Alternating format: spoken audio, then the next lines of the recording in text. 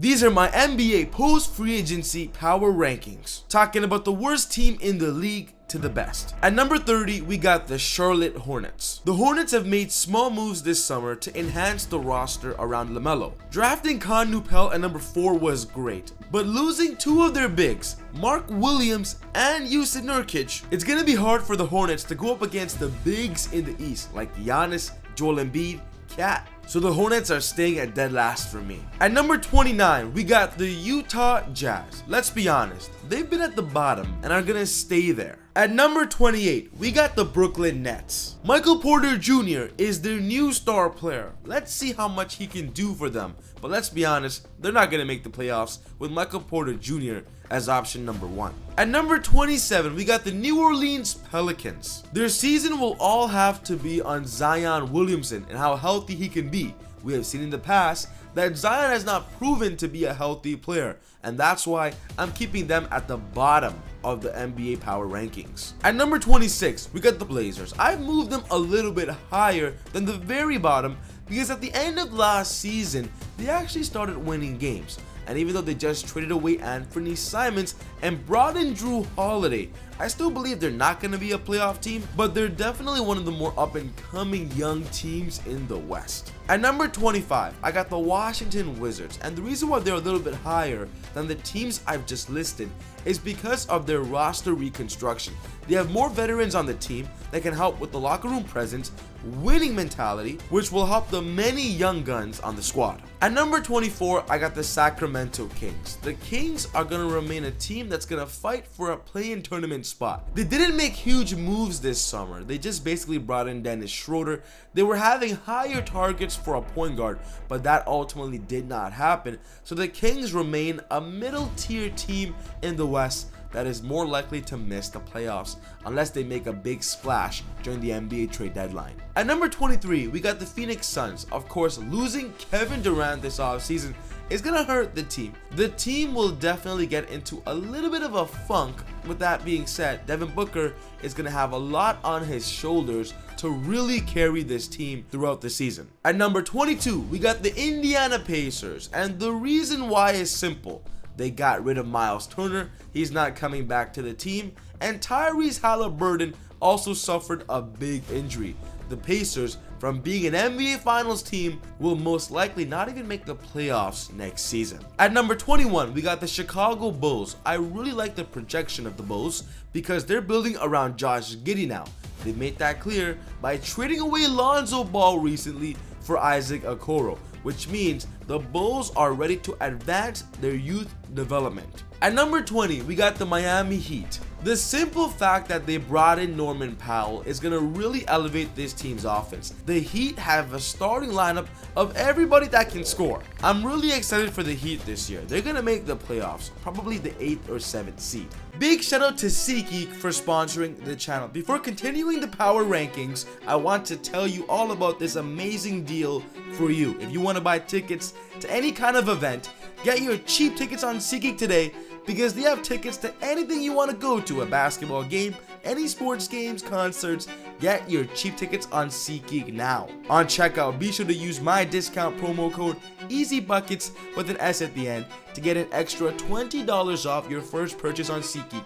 Download the app, go on the website, get your cheap tickets on SeatGeek, and then with my discount code, your cheap tickets just became even cheaper. At number 19, we got the Philadelphia 76ers. Joel Embiid is going to return fully healthy, and I believe with that, they're going to be contenders in the East. Slowly though, as they bring him back into that MVP form, the Sixers are going to get back after a terrible last season. At number 18, I got the Toronto Raptors. I'm putting them higher on this list because they're finally going to get Brandon Ingram to play for the team. Scotty Barnes is back as well. The Raptors could be pushing for a 7th or 8th seed as well this upcoming year. At number 17, I got the Atlanta Hawks. Trae Young has a few new role players around him that's going to make the team more solid. And I'm excited for the Hawks because, of course, the East being more easier this upcoming year, the Hawks might have a chance to going back to the conference finals. At number 16, I got the Memphis Grizzlies. Ja Morant is back to lead the Grizzlies, but of course they just traded away Desmond Bane to the Orlando Magic. So a big thing to note is the Grizzlies definitely downgraded with that trade. So of course they're not going to be as competitive as they were last season, but they're still going to be a team fighting for the 7th or 8th seed in the West. The play-in tournament is a possibility too. At number 15, we got the Dallas Mavericks. We are expecting Anthony Davis to be fully ready for training camp to lead this team until Kyrie Irving returns. And then once Kyrie Irving returns, the Mavericks are going to be in a whole new power ranking. But for now, I'm putting them right in the middle at number 15. At number 14, I'm putting the Milwaukee Bucks at that position. Giannis is still Giannis and one of the best players in the NBA. And even though they waived Damian Lillard, Dame is no longer on the Milwaukee Bucks. They brought in Miles Turner, the perfect big to play alongside Giannis. So the Bucks are still going to be decently competitive, but I don't think they're going to be a playoff team unless they bring in a legit backcourt star. At number 13, we got the San Antonio Spurs. Victor Wembanyama and the team are excited to make a huge comeback.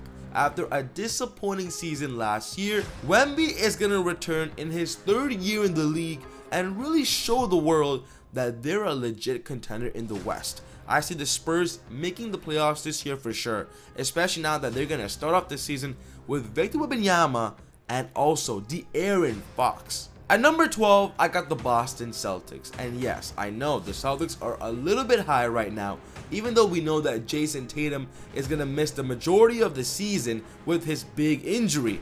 But I still believe with the winning culture of Boston, with Jaylen Brown leading the squad, they're still going to be decently competitive, but they're definitely not a playoff team anymore without Tatum. At number 11, I got the Clippers. It's simple. If Kawhi Leonard is on a team and he's healthy, which he's kind of shown last season that he's getting back into it, then the Clippers will always be competitive. At number 10, we got the Golden State Warriors. As long as Stephen Curry is on a team, the Warriors are going to be competitive, and the Warriors are going to be a team that people cannot underrate because they can literally beat any team in the league if Steph gets hot.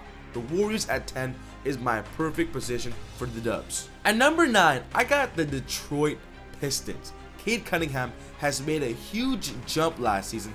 He became an all-star and led the Pistons to the 6th seed in the East. Of course, ultimately losing in the first round against the Knicks, but Cade has improved so much that even the roster has improved as well this summer.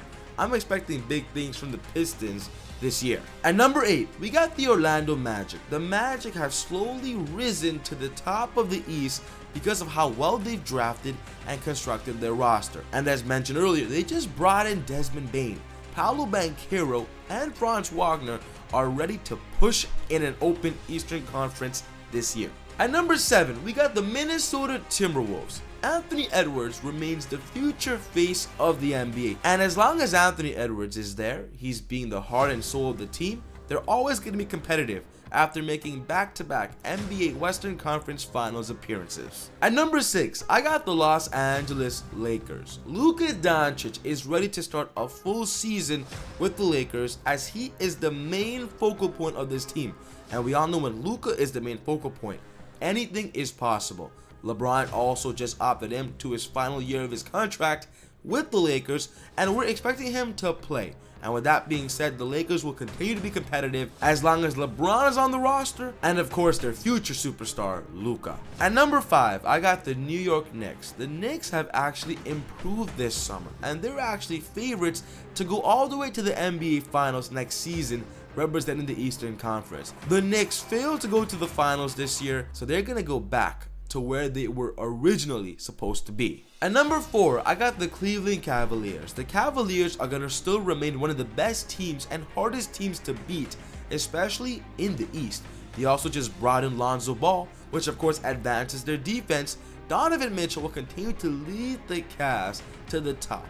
And I believe this season, he has to prove that he's a legit superstar by, of course, if they can make the finals, that would boost his career. At number 3, we got the Denver Nuggets. The squad around Nikola Jokic this past free agency has really improved, and the Nuggets are ready to go back for a huge push in a very competitive Western Conference. At number 2, we got the newly revamped Houston Rockets. bringing in Kevin Durant is the pure solution to making this team make the huge jump. The Rockets are going to be real threats in the West this season. And at number 1, it's pretty obvious, we got the Oklahoma City Thunder, the reigning champs. As long as Shai Gilgeous-Alexander is leading this team, he's arguably the best guard in the league right now, and he's literally at the peak of his prime. No one is stopping Shai. So the Thunder remain the favorites to win it again, and of course, to be the first seed in the entire league. So those are my way too early power rankings post free agency. I want to know yours. Let's get a chat going in the comments below. But we just made a video focused on Russell Westbrook and the team that he's going to be signing with after leaving the Denver Nuggets. And I'm telling you, this decision is going to shock you. Check out this video for all the details. But other than that, take it easy, God bless. See you all next time on Easy Buckets. Peace.